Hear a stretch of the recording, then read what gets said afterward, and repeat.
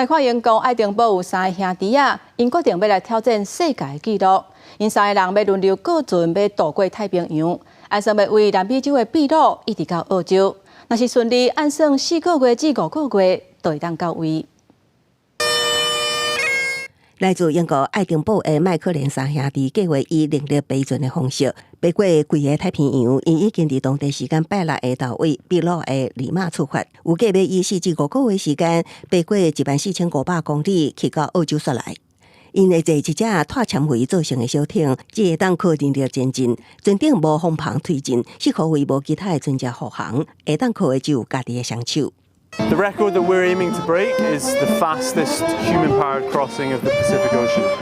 So we will also be attempting to get a world first, which is the first team to row non-stop and unsupported across the full Pacific Ocean. 伊的兄弟表示，因计划轮流休困，当一个人停落来，其他的人都要一直陪，互船一直保持前进。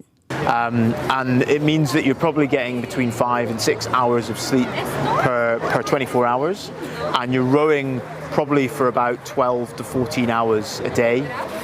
So it's absolutely relentless.